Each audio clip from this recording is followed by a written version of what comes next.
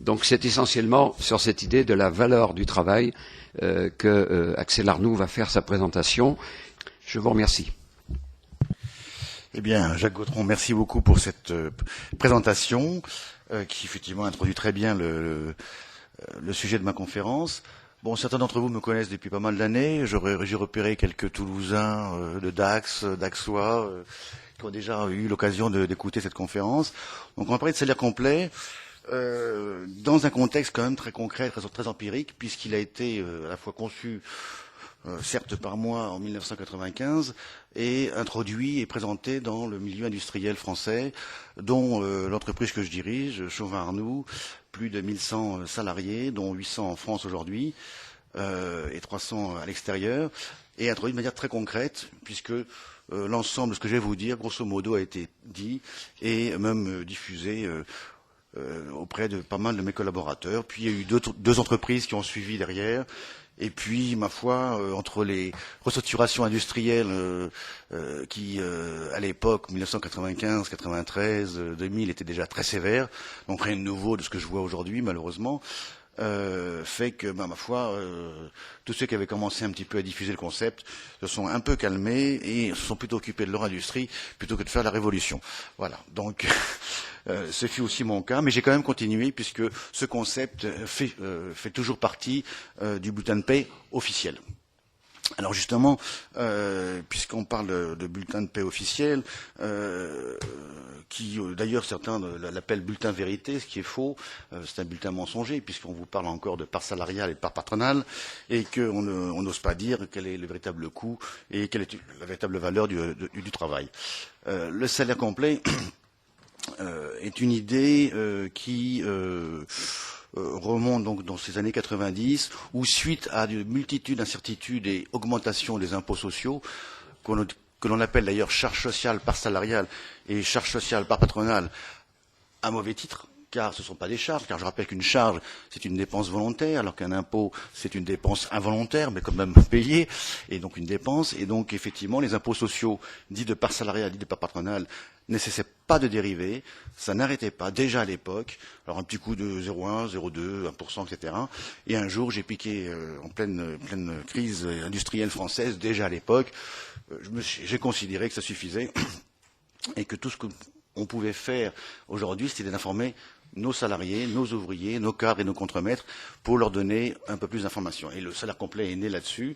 Et le salaire complet, c'est quoi? Alors, d'abord, c'est un certain nombre de principes philosophiques qui reposent sur la souveraineté de l'individu, ses libertés, ses propriétés, ne fût-ce que la première, celle sur lui-même, enfin ses responsabilités. C'est aussi des principes de sciences économiques où la comptabilité, simplement dite, a un rôle pas négligeable. Le salaire complet, en fin de compte, c'est du point de vue des sciences économiques et de la comptabilité, c'est très simple, c'est le net payé actuel, plus ce qu'on appelle les parts salariales, plus ce qu'on appelle les parts patronales, plus les divers impôts associés à toute la filière dite sociale ou salariale. Grosso modo, entre le net payé que vous recevez et puis le salaire complet, c'est un écart de 1 à 2. Grosso modo, si vous gagnez 2 000 € net, en fait, vous avez un salaire complet de 4 000 €.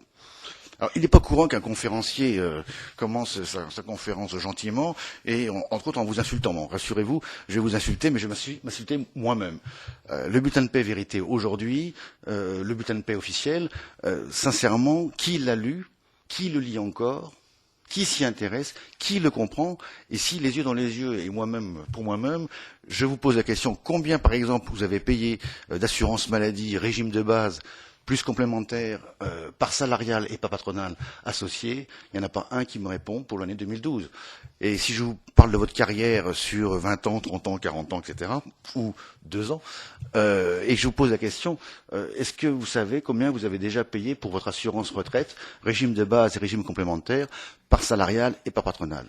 Ne fût-ce qu'après 2 ans de carrière, ou après 20 ans, ou après 40 ans. Le premier qui me répond, je lui demande un entretien pour vérifier avec lui les calculs. Voilà. Donc nous sommes ignorants et tout le système repose sur l'ignorance. Et c'est pour ça d'ailleurs qu'il a malheureusement il s'est introduit dans le système français. d'ailleurs très peu par voie démocratique, puisque je rappelle quand même que la plupart de ces systèmes ont été créés en 1945 dans le cadre du CNR, donc le Conseil national de la résistance, qui est un pouvoir politique à la fois gaulliste et communiste, qui n'a jamais été élu, mais installé par les forces qui avaient gagné, bien sûr, la guerre, et qui a passé 1 an et demi de sa vie à instaurer un certain nombre de choses, dont, entre autres, les phénomènes de la sécurité sociale et surtout des systèmes de retraite par répartition, qui est une catastrophe démographique par ailleurs. On en parlera tout à l'heure. Donc le salaire complet, c'est d'abord la réduction de l'ignorance, d'abord la mienne, d'abord la vôtre et celle de mes salariés dans différents sites, dans différents métiers et différents statuts.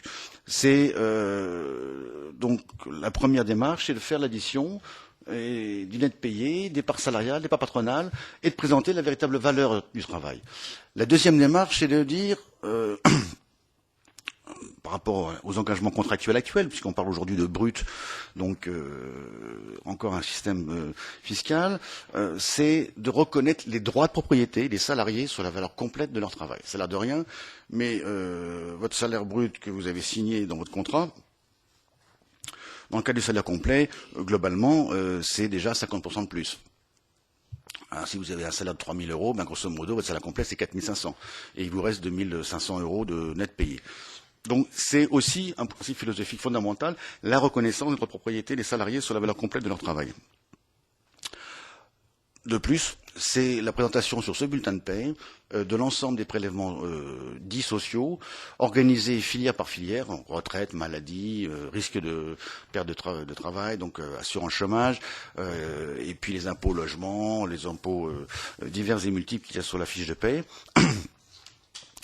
et permettant à chaque individu de mesurer enfin combien lui coûte son assurance maladie, combien lui coûte son assurance retraite, par exemple, par salariale et par patronale incluse.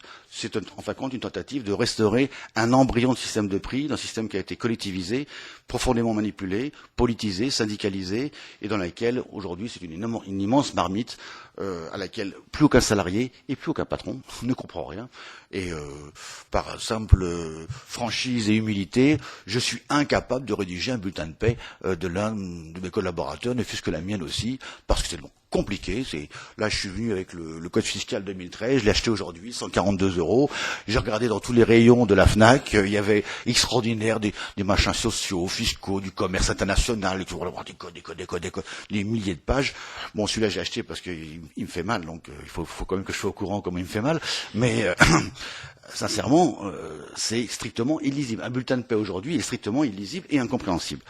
Enfin, dans le concept du salaire complet, j'avais introduit aussi tous les principes de calcul des retraites, par répartition d'abord, bien sûr, faire comprendre à mes gens combien ils cotisaient déjà en termes d'assurance retraite, et en même temps, par salariale et par patronale additionnée, et en même temps faire un comparatif avec une épargne par épargne privée, c'est-à-dire de l'argent placé année après année, mois après mois, etc. Ça, c'est la première étape. Elle est fondamentale, et tant qu'elle n'est pas faite, tout le reste, c'est pas la peine d'y aller. Voilà, touche pas mon pote, touche pas à ma sécu, c'est des slogans qui fonctionnent très bien, parce qu'effectivement, comme le système repose sur l'ignorance de façon totale et complète, personne ne peut imaginer la réalité des choses. Et là, je rejoins les efforts et ton commentaire. Il faut d'abord commencer par cette étape, le salaire complet, pour que les gens comprennent le véritable coût, d'abord la véritable valeur de leur travail, et ensuite le véritable coût des différentes filières dans lesquelles chacun souhaite adhérer, puisque tout le monde souhaite une assurance maladie, une assurance retraite, etc. Et c'est tout à fait normal. Par contre, les prix étant totalement détruits, le système des prix étant totalement écrasé par ces monopoles, de plus, des monopoles gérés par le paritarisme. Donc on rentre dans les phénomènes de pouvoir, le patronat français, les 5 syndicats ouvriers, il devient extraordinairement compliqué de comprendre. Donc tout repose sur l'ignorance, et le salaire complet, c'est réduire l'ignorance, c'est affirmer le droit de propriété, c'est présenter des chiffres tels qu'ils sont et tels qu'ils ressortent d'une manière strictement comptable, et ça n'a pas d'autre volonté à ce niveau-là. C'est l'étape numéro 1, pas la peine de commencer à imaginer une ouverture ou une concurrence dans le système médical tant qu'on n'a pas fait cette étape. Alors effectivement, après, le salaire complet devient une arme extraordinaire pour ouvrir un certain nombre de choses. La première, c'est déjà de restaurer dans le cas du salaire complet, de restaurer les principes de marché dans les filières pharmaceutiques, hospitalières, médicales, restaurer le libre choix des individus, la liberté de création et de production de différents services ou produits dans la filière, bien sûr, médicale, pharmaceutique et hospitalière. En définitive, restaurer les processus vertueux de marché que l'on connaît dans le domaine. Bon, je vais dire la boulangerie aujourd'hui, mais hier et avant-hier, je disais la boucherie, m'avait vu ce qui se passe sur le cheval. je me restreins, mais n'empêche que le marché, quand même, est en train de corriger les choses, et ça va vite, et ça va faire très mal dans la filière agroalimentaire, cette bêtise. Heureusement, il n'y a pas de problème d'hygiène, mais il y a un problème quand même de tromperie sur la marchandise. Mais quoi qu'il arrive, ça va se corriger.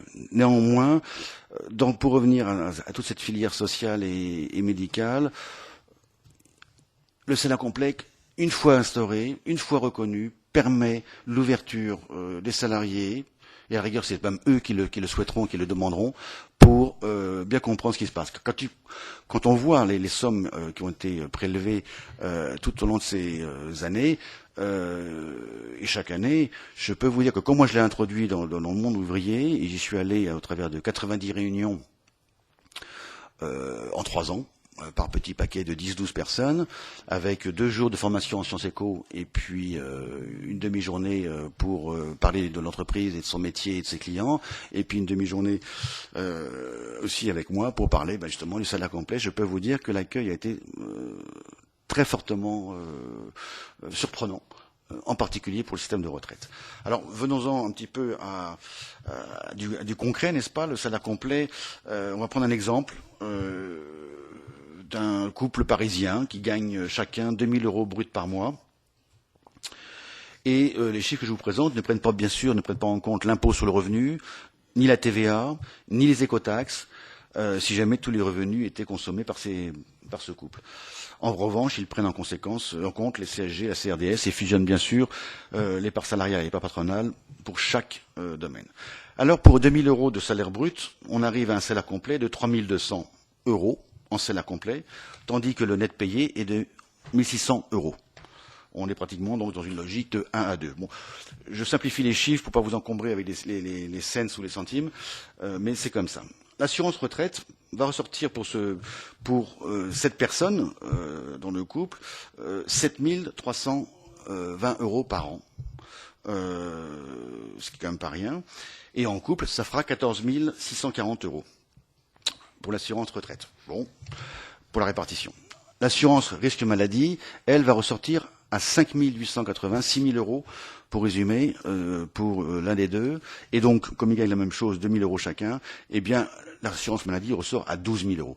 Et puis le risque accident du travail, c'est 624 €. L'impôt allocation familiale, 2640 €. Hors sécu, vous avez l'impôt formation pour 9 000 €. L'assurance perte de revenus chômage à 4 000 € par an pour les deux. L'impôt logement, 500 €. L'impôt transport, 2 000 €. La médecine du travail, donc une visite. Alors maintenant, c'est tous les 2 ans. Ils sont peut-être aperçus que c'était pas nécessaire de le faire tous les ans, mais c'est une visite obligatoire en camion, s'il vous plaît. 72 €. Je crois savoir que dans la médecine privée, vous êtes à combien maintenant? 28, 23 €. Enfin, les deux prix sont faux. Les deux prix sont faux, quoi qu'il arrive. Bon, donc voilà, 72 €. Pourquoi 72 € tous les 2 ans de façon obligatoire? Ça, et puis c'est géré de manière paritaire. Donc là-dessus, les syndicats et le patronat français, il faut le dire, malheureusement, en sont les gestionnaires. Le chèque déjeuner, bon, c'est aussi une rémunération. 420 €, 840 € pour les deux. C'est une des rémunérations les plus avantageuses d'ailleurs en la matière, puisque c'est hors charge sociale et hors fiscalité. Et hors succession, puisqu'a priori vous avez tout mangé. Donc tout va bien. Ce qui fait que ce couple, ma foi, 2 000 € chacun brut, en salaire complet, ils gagnent 3 200 € chacun par mois, donc 38 400 € par an, et à deux, ça fait 76 800 €. Et là-dessus, on leur prélève gentiment 37 608 € de total des impôts sociaux dans les différentes filières. En fait, je ne veux pas dire que c'est trop cher ou que c'est pas assez cher. J'en sais rien, vous non plus. Le système de prix ayant été totalement détruit, il nous est strictement impossible d'affirmer quelles les choses, comment serait la réalité si nous étions dans un système de marché. Ce qui compte, c'est déjà de mesurer et d'avoir un prix. Et ça, vous savez lire ça. Je pense que vous savez combien vous payez votre assurance voiture. La baguette de pain et le café le matin, la terrasse, vous savez aussi. C'est là quand même, non seulement on est ignorant, mais en plus paresseux. Parce que fondamentalement, ça ne devrait pas nous échapper un truc pareil. Quand même. C'est des sommes colossales. Et on s'intéresse à le prix de la baguette de pain, et pas à l'assurance maladie, et pas à l'assurance retraite. Mais vous êtes aussi mauvais que moi. Alors, pour revenir à cette histoire d'embryon de système de prix restauré grâce au salaire complet, l'assurance maladie pour ce couple ressort pour les deux à 12 000 €, alors que les prix de marché, là où on peut en trouver, parce que c'est quand même compliqué, il y a beaucoup de pays qui ont quand même collectivisé tout ça, donc c'est quand même très compliqué, mais il y a des pays comme les États-Unis où on trouve des offres. La Suisse est un très bon exemple, où on trouve aussi des offres. Grosso modo, une assurance maladie pour les deux, ça coûterait environ de 4 000, 5 000 € par an pour la famille. On en est à 12 000 €. Et ce qui me fait dire d'ailleurs que le problème des salaires dans l'industrie française, le véritable problème, c'est pas le net payé, c'est la somme extraordinaire de prélèvements d'impôts sociaux, en particulier sur les cadres ou les assimilés cadres et le top management, où là les équations deviennent totalement infernales, avec des assurances maladie. Bon, là, je vous ai pris un exemple d'un couple à 2 000 €. Ben, imaginez un couple à 2 fois 8 000 €. C'est des assurances maladie qui ressortent à 50 000 € par an. Et ils le savent même pas. C'est comme ça. Et donc, c'est quand même... Et le phénomène de l'industrie française, ce n'est pas le surcoût du SMIC ou même en salaire complet. Le SMIC, globalement, en salaire complet, n'est pas très éloigné d'une réalité humaine. Parce qu'il faut quand même bien s'assurer, il faut quand même bien avoir une assurance retraite future. Par contre, le salaire des cadres et techniciens et ingénieurs, 3 000, 4 000, 5 000, 6 000 €, c'est le massacre fiscal, social. Et c'est là que pose le problème, et pas ailleurs. D'ailleurs, je suis pour la suppression des subventions sur les bas salaires et la réduction des prélèvements sociaux sur les hauts salaires. Voilà. Moins de subventions et moins de taxes. Ça paraît logique pour un libéral. Plus de subventions, pardon, et beaucoup moins de taxes. Mais bon, si on peut privatiser, c'est encore mieux. Alors, les filières dites sociales, il faut être honnête. Tout ça, quand même, quelque part, nous rend un service. Assurance maladie, assurance retraite, assurance chômage, allocation familiale, etc. Il y a derrière tout cela un service, certes avec un prix administratif, certes dans le cas des monopoles publics et parapublics, certes totalement politisé par le patronat et les syndicats ouvriers français, complices dans le cadre du paritarisme. Mais il faut savoir que toutes ces productions, globalement, elles ne sont pas différentes de la production du pain ou d'une baguette de pain, d'une assurance voiture, d'une table, d'un micro, d'un système électronique, que sais-je encore. Car en sciences économiques, on vous apprend une chose, c'est qu'il y a une équivalence entre les objets. Les objets que je viens de décrire sont équivalents entre eux. Pourquoi ils sont équivalents entre eux? Bien sûr, ce sont des objets différents, mais ils ont quand même une équivalence. Pour faire ces objets, il faut bien à la fois des hommes et des femmes, il faut bien de la créativité, il faut bien du service, il faut des moyens matériels, il faut des matières premières, il faut des ressources diverses et multiples, de fonds propres, d'épargne, des bâtiments, des tables, des computers. On retrouve à chaque fois les mêmes processus et bien sûr, dans ces processus vertueux, il y a la concurrence entre les producteurs et la liberté de choix des consommateurs. Et ça, c'est fondamental pour réguler le système.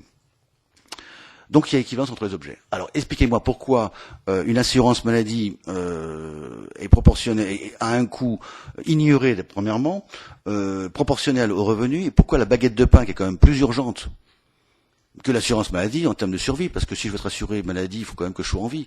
Pour que je sois en vie, il faut que je me nourrisse. Donc la priorité, c'est de me nourrir. Alors pourquoi est-ce que le prélèvement fiscaux-sociaux en matière alimentaire n'a pas été aussi mis en route dans le cadre des prélèvements paritaristes par salariat et par patronal? Vous auriez le coût de la baguette de pain avec sa part salariale et sa part patronale. Et en plus, le tout proportionnel au salaire. Intéressant comme histoire. Et pourtant, l'assurance maladie, c'est ce qui nous arrive. L'assurance chômage, c'est ce qui nous arrive. L'assurance retraite, c'est ce qui nous arrive. Et puis, je vous parle de tous les autres impôts qui sont dessus. Une incohérence philosophique et une incohérence économique. Comme si le système considérait qu'il vaut mieux d'abord s'assurer que de se nourrir, quoi. Enfin bon, c'est comme ça. Ceci étant dit, ça a faussé tous les prix. Et on en parlera tout à l'heure, mais l'industrie française en a beaucoup souffert. Et une fois de plus, ça n'est pas les bas salaires, ça n'est pas les salaires ouvriers qui ont posé problème, ni en net payé, ni en brut, ni en salaire complet. C'est fondamentalement les salaires au-dessus, un peu et beaucoup au-dessus, qui ont posé problème à cause de ces prélèvements sociaux proportionnels aux salaires des uns et des autres. Alors, bien sûr, quand on découvre déjà ces prix, ça met un petit peu les cases en place. Et on s'aperçoit que le système a bien entretenu la complexité, l'incertitude. Je dois avoir chaque année entre 10 et 20 ou 30 modifications de différents plafonds, planchers, taux, durée, réglementation, méthode de paiement, etc., etc. Et ça pendant 30 ans de carrière. Je dis pas qu'on devient barjot, mais pas comme la présidente pour la manifestation. Mais sincèrement, on est quand même drôlement les jouets d'un système, profondément. Et là, je crois où les choses ont été les mieux reçues dans mon entreprise et dans les deux autres qui l'ont tenté, c'est quand même le comparatif des retraites par répartition. Voilà, la comparaison entre les retraites par répartition et les retraites par épargne, et là ça fait tilt. Et j'ai eu des soucis d'ailleurs de réaction humaine et physique dans différentes réunions qui sont d'ailleurs tout à fait surprenantes. Donc ce comparatif n'est pas compliqué. Dans le salaire complet, dans le bulletin de paie qui avait été créé à l'époque, j'avais donc repris les calculs qui sont là. Donc dans l'exemple que nous avons, on revient à ce couple. Nous avons donc en assurance retraite 610 € de prélèvement mensuel par rapport au salaire complet, soit 7 320 € par an, soit 14 140 € par an et pour le couple. Et donc ces 610 €, je les place pendant 41 ans de travail, soit 492 mois au taux de 3%. Taux composé mensuellement et dédié donc à une future épargne. Ce taux de 3%, d'ailleurs, je signale qu'il est même drôlement faible, mais j'ai pas voulu faire rêver plus que ça. Déjà qu'à ce niveau-là, c'était horrible. J'ai pas osé monter plus haut. Sinon, les équations deviennent folles. Et donc, je estimais que c'était après impôt, je suis parti là-dessus. Et donc, voilà, 62 ans, 41 ans de travail, eh bien, le capital accumulé par chacun aurait été de 550 000 €, soit 1 100 000 €. Alors, pour ceux qui aiment bien encore le franc français, ça fait quand même 7 millions de francs. Mais comme c'est pas si lointain, ça parle peut-être un peu plus. Et donc, c'est quand même une somme colossale. Et donc, cet argent, on imagine qu'il le replace en banque toujours aux mêmes conditions, 3% de rémunération. Et ils sortent avec une rente mensuelle de 2 500 €, auquel il convient honnêtement de déduire une assurance maladie, régime de base plus complémentaire d'environ 500 € par mois, soit un salaire de 2 000 €. Salaire de rien, mais 2 000 € net.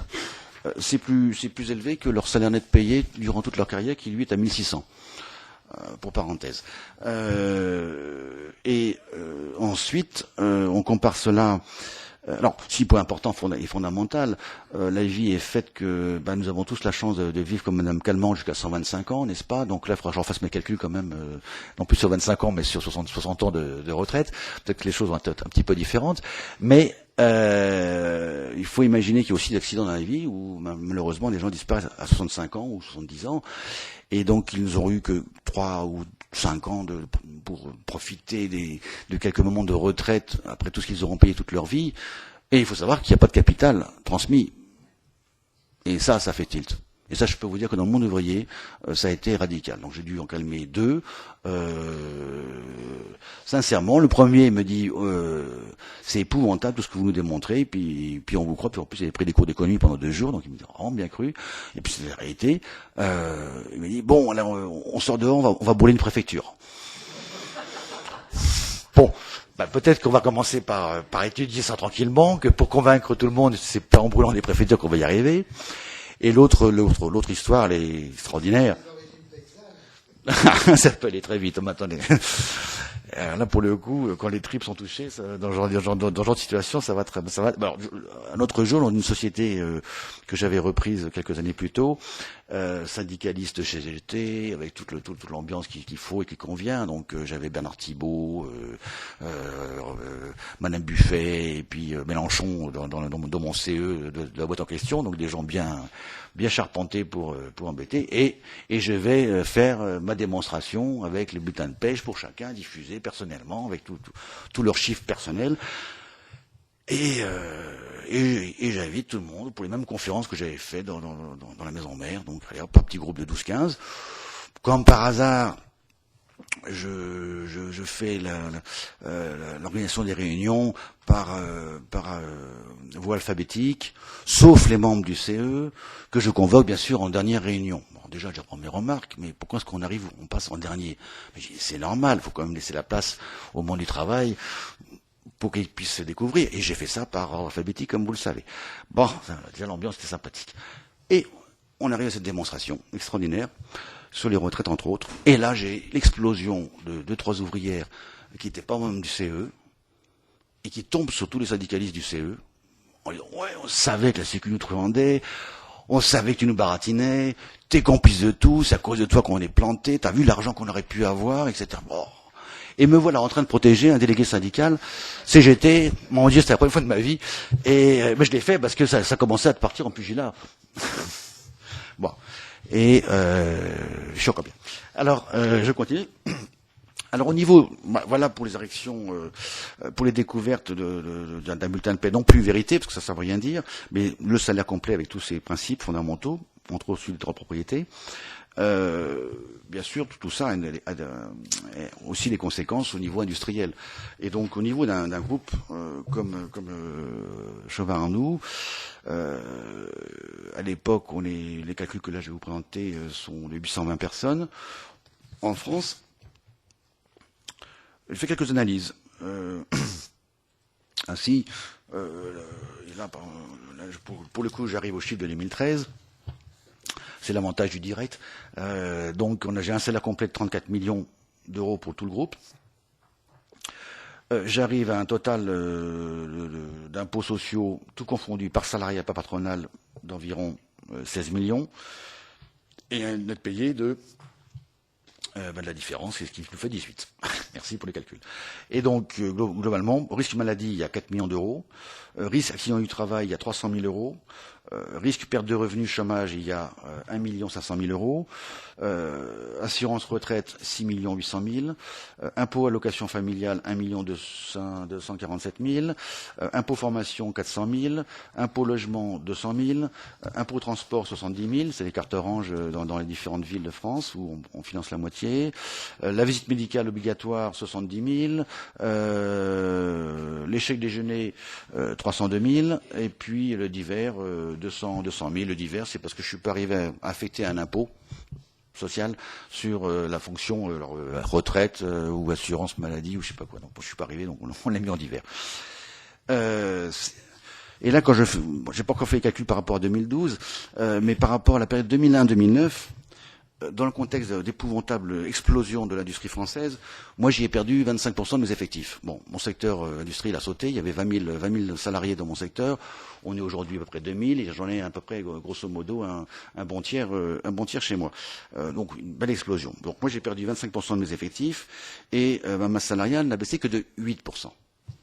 Je perds un quart des effectifs et sur une période de 2001-2009, 9 ans, la masse salariale complète ne baisse que de 8%. Mais c'est vrai qu'au passage, sur la même période, eh bien, j'ai l'assurance maladie complémentaire qui monte de 20%, en pleine crise industrielle. J'ai l'assurance accident au travail qui monte de 29%, sur 9 ans. Hein. Et c'est en taux, hein, attention, hein, on n'est pas... il faut neutraliser, l'inflation est neutralisée, là. Taxe d'apprentissage, elle monte de 19%. Celle sur les formations, 48%. Les allocations familiales, 31%. Et c'est comme ça que, perdant un quart de mes effectifs, je me retrouve avec une baisse réelle de mes effectifs, de ma masse salariale, que de 8%. L'écart entre les deux, c'est évidemment les prélèvements sociaux et fiscaux, et c'est la réalité. Alors, je passe sur l'histoire du ticket restaurant, parce que c'est amusant, cette histoire de ticket restaurant. Vite fait, c'est un papier-monnaie. Hein. C'est de la monnaie, je pense que j'en ai là. Ça, c'est de la monnaie. C'est 4 € là chacun. Bon, le billet de 5 € ça existe aussi. Hein. Qu'est-ce qu'on fait avec ça en France? On est ridicule. Alors je suis content quand même parce que je peux l'augmenter comme je veux. Là pour le coup, je suis le décideur des augmentations. C'est le seul truc que je décide dans ma masse salariale.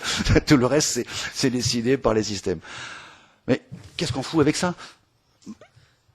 Qu'est-ce qu'on attend pour faire un virement bancaire chaque mois du même montant?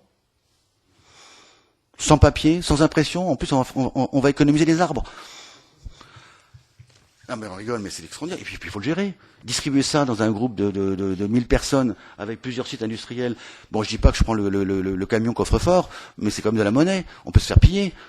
Il y a des vols, ça peut arriver. Les secrétaires peuvent se faire piller, et c'est le drame. Donc c'est très compliqué à gérer ce truc-là. Et les restaurateurs, ils deviennent fous pour se faire payer en plus.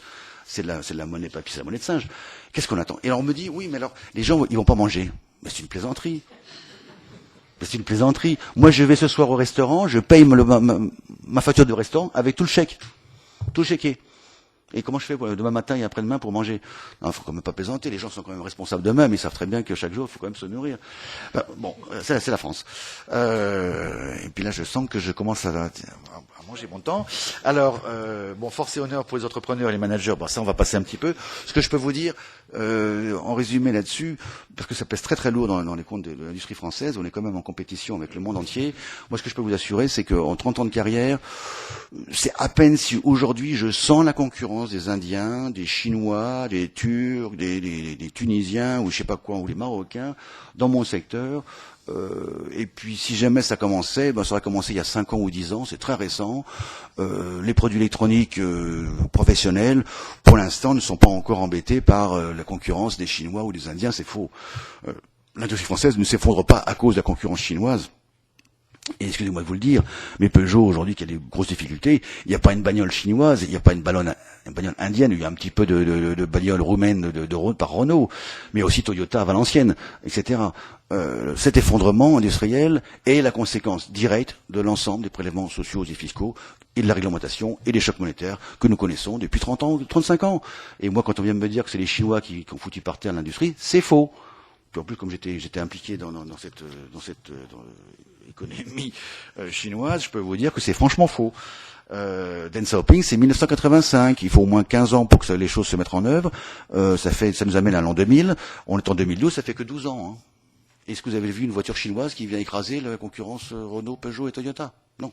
En France, non. En Chine, oui. Mais c'est le début.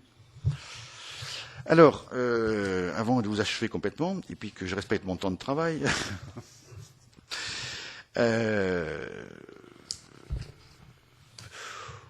je crois que le principe, c'est quand même de reconnaître que le monde politique français et les membres de la gestion paritaire, et je regrette beaucoup que nos amis patronaux et syndicalistes se soient enfermés dans cette espèce de lutte des classes qui date d'un siècle en arrière.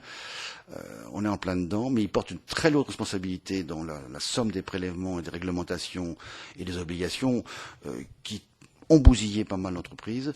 Ce qui est dégoûtant là-dedans, c'est que c'est nous, dirigeants d'entreprise, qui devons assumer toutes ces périodes difficiles et noires. Et c'est pas facile, qu'on soit dirigeant ou cadre devant malheureusement exécuter un plan social, etc.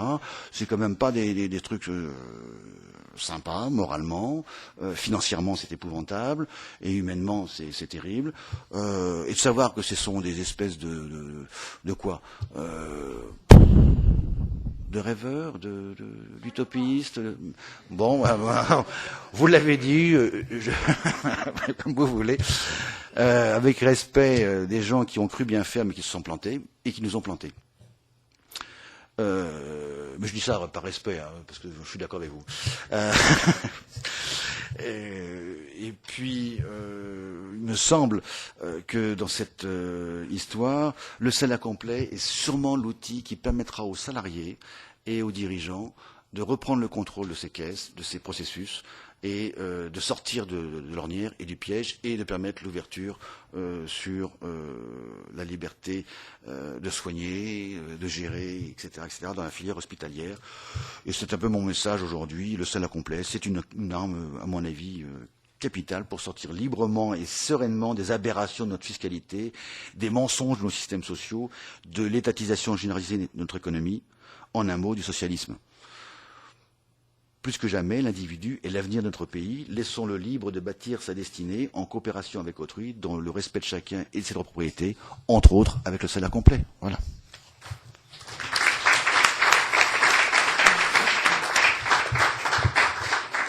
Et j'ai 4 minutes d'avance. Parfait. Alors ça va nous laisser un peu de temps pour les réactions. Et d'abord la mienne, qui consiste à dire et peut-être à résumer ce que notre ami vient de nous dire à l'instant. Il vient de nous démontrer une arme de destruction massive du socialisme. Hein, ça c'est clair. Hein, c'est tout à fait ce dont nous avons besoin pour que enfin les gens comprennent ce qu'ils payent, qu'ils comprennent quelle est la valeur de leur travail. C'est deux points essentiels.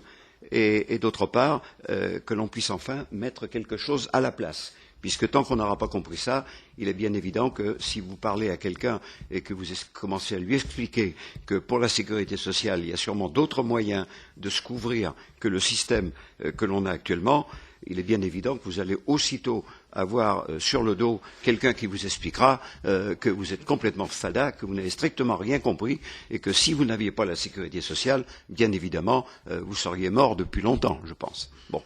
Donc c'est la réalité. J'ai quelqu'un à côté de moi qui est notre trésorier préféré, parce qu'on n'en a qu'un, mais si on en avait deux, ce serait le préféré quand même, qui était en train de bouillir à côté de moi en me disant « je veux réagir ».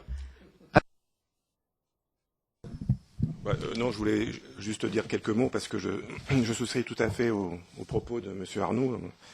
En tant qu'expert comptable, j'établis des payes pour mes clients, donc ce sont des notions dont j'ai l'habitude et qui me navrent comme vous.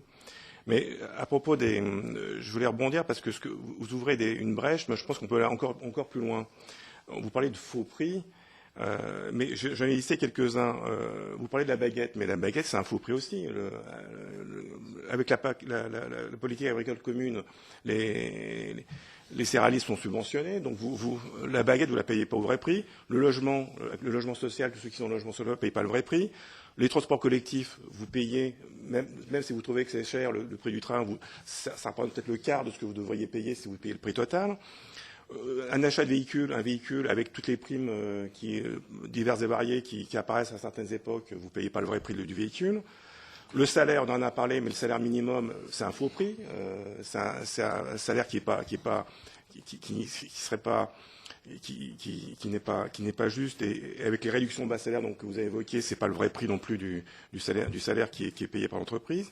L'énergie, ce sont des faux prix. Le gaz, c'est un faux prix. L'électricité, c'est un faux prix. Et je termine avec le crédit. Le taux de crédit sont fixés notamment par la BCE, qui est une construction totalement étatique et plutôt administrative. Donc et je pense que si on développait ces thèmes et si on sortait de la tête des gens que certaines idées fausses, je pense qu'on irait dans le bon sens et les idées libérales seraient plus facilement comprises et acceptées par nos concitoyens. Notre ami Julien a quelque chose à nous dire. Ça marche ? Oui. Axel, donc on se connaît. Ton initiative, ça fait moins une dizaine d'années que je la connais. Elle avait été mise sur le net, je crois par contre par Liberté Chérie, il y a quoi, 5 ans, 6 ans maintenant. J'ai pas revu d'initiative depuis. Il n'y a pas eu le succès escompté en termes de communication autour du concept. Enfin, disons que personne ne le connaît, donc c'est que ça n'a pas marché. Qu'est-ce qui manque ? Qu'est-ce qu'il faut faire pour que ça soit connu ? répondre déjà à la première interpellation, effectivement, on peut considérer que tous les prix sont faux et faussés en France, puisque par via de subventions et autres mécanismes, on a du mal à voir la vérité. Si ce n'est que dans la filière sociale, c'est encore plus faux que les faux, puisque là, c'est un pourcentage par rapport au prélèvement, et en plus, il n'y a toujours pas le choix. Alors qu'au moins, dans le système du pain, peut-être qu'un jour, j'ai trouvé quand même du blé hors subvention de la PAC. Bon, donc, non, vous avez raison, plus le système public intervient dans les différentes filières économiques et industrielles, et de distribution, effectivement, plus le système de prix est faussé, c'est clair. Donc il faut effectivement le répéter. Mais j'avoue que dans la filière sociale, on fait encore plus fort que la fausseté des prix. Et alors pour répondre à ta question sur effectivement le succès ou non du salaire complet.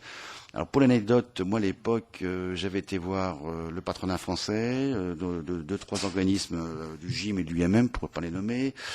J'en avais parlé un petit peu au MEDEF, mais j'ai pas beaucoup travaillé sur le MEDEF. J'avais fait l'UMM et le GIM. Et quand je leur ai démontré ça, ils m'ont répondu, mais alors les Français vont savoir. Ah bah j'ai dit, bah oui, c'est exactement le propos. Donc j'ai compris que j'étais viré. Donc du coup, il n'y a pas eu du tout de soutien de ce côté-là. Après, les entrepreneurs, sincèrement, ils ont été très très frileux. Pas parce qu'ils y croyaient pas, mais parce qu'ils avaient peur. C'est vrai qu'il fallait être drôlement barjot pour y oser faire un truc pareil, en plein milieu industriel à une époque de crise monumentale. Mais j'étais tellement fâché, et comme je connaissais mon petit monde, j'avais un avantage par rapport à un dirigeant divers ou multiple d'une entreprise, c'est que globalement j'avais été apprenti parmi eux, j'avais été ouvrier parmi eux, ils me connaissaient, ils savaient que j'étais pas là pour bouffer leur caisse. Certes, ils m'auraient bien demandé 10% de plus sur les salaires, mais ça c'est normal. Mais ça a très bien marché dans ce contexte. Dans d'autres entreprises, Michelin a essayé, sincèrement. Il s'est pris un procès. Malheureusement, bon, il l'a perdu. Mais on va discuter un peu avec lui à l'époque. Lui était parti sur la logique, voilà ce que vous me coûtez. Et voilà où ça part et comment ça part. Et là, il rejoignait un petit peu tout le thème du salaire complet. Et moi, je lui ai dit à l'époque, surtout, faut pas faire ça. C'est voilà ce que vous gagnez et voilà ce que le système vous prélève. Bon, c'est parti comme ça, mais ça a été une très belle tentative à l'époque. J'avoue que ça a été l'un des plus fidèles pour essayer de former son monde. Moi, j'avais été formé son staff de ressources humaines à l'époque à Clermont. Et puis après, les événements ont fait que chacun est reparti un petit peu dans son rôle. Mais les entrepreneurs en général, ceux que j'ai croisés, que j'ai essayé de mobiliser, étaient frileux. Et moi-même, dans ma démarche, quand on se prend des crises économiques comme on vit aujourd'hui, mais comme on le vivait aussi à l'époque, il y a 20 ans en arrière, en matière industrielle, il y a un moment où vous faites le choix, soit tu fais la révolution, soit tu fais l'industrie. Hein. Mais et puis pour faire la révolution, peut-être mieux avoir encore une industrie. Il y a un moment, j'ai un peu freiné le mouvement et j'ai arrêté. Et on avait fait pas mal de choses avec la LEPS à l'époque. On avait prévenu le Parlement, les ministres. J'ai des superbes réponses de différents ministres de l'époque. Oui, nous avons bien reçu votre courrier. Nous avons notre directeur du cabinet va vous répondre, etc. Bon, et en fin de compte, le système est tellement verrouillé et tellement écrasant que le succès, comme tu dis, à mon avis, il viendra de vous. À force de diffusion, parce qu'il n'y a pas que le Liberté Chérie qui parle du salaire complet aujourd'hui, il y a pas mal de sites qui en parlent. Il y a Lumière 101, il y a d'autres alternatives libérales. On retrouve le concept on le retrouve dans l'ancienne parti politique de M. Madelin, Démocratie libérale. On le retrouve chez aussi PLD, Alternative libérale l'avait repris aussi à l'époque. Donc quand même l'idée avance, mais c'est vrai que ça devrait passer par les entrepreneurs qui se mobilisent là-dessus et qui osent y aller, beaucoup plus fort que ce qu'ils ont fait jusqu'à présent. Mais ça ne saurait tarder. Ça ne saurait tarder. Voilà. Ok, merci infiniment. Je remercie également Julien pour son intervention, parce que ça va tout à fait dans le sens de ce que je disais tout à l'heure. Je n'ai pas la prétention qu'au travers de cette réunion, on arrive à faire ce que n'a pas fait la LEPS. Bien évidemment, je n'ai pas cette prétention-là. Mais malgré tout, si la LEPS, si Héritage et Progrès, si Contribuables Associés, si Bastia et quelques autres peuvent remuer tout ça et en parler et faire passer nos messages, les mettre sur leur site, les mettre sur les newsletters. Merci Françoise. Françoise l'a fait. peut-être qu'on arrivera à déboucher. Elle veut la parole, Françoise. Juste pour un point, moi je partage évidemment totalement ce que vous avez dit. J'ai moi-même essayé, quand j'étais en entreprise, de faire passer ce concept beaucoup moins abouti que ce que vous nous avez présenté, mais déjà, notamment en matière de retraite, d'expliquer aux gens que s'ils n'avaient ne serait-ce qu'une part de retraite par capitalisation, bon, qui sont venus plus ou moins avec les PERCO et autres, mais enfin s'ils avaient déjà une part de retraite par capitalisation, ça irait peut-être mieux qu'une retraite totale par répartition, surtout quand les chiffres de la démographie, bien sûr, sont apparus. Voilà. Moi, je pense qu'il y a quand même un gros problème pour diffuser ce concept de salaire complet, c'est le financement des syndicats. Ils ne renonceront pas demain matin au paritarisme, vous en avez fait état. C'est l'une des c'est pas la seule, mais enfin, c'est l'une des sources non négligeables de revenus. Gestion de sécurité sociale, voilà. Donc, est-ce qu'il faut pas, alors je ne sais pas comment faire, mais il faut peut-être attaquer ce problème-là en parallèle. Merci Françoise. Eh bien, je crois qu'on va l'attaquer tout de suite, ce problème-là. Je vais peut-être répondre quand même un petit peu. Tu vas encore parler? Oui, pour répondre juste directement, vous avez tout à fait raison, et ça passera pas par eux, ni par le patronat français. Ça passe par le monde du travail, par les salariés et les patrons.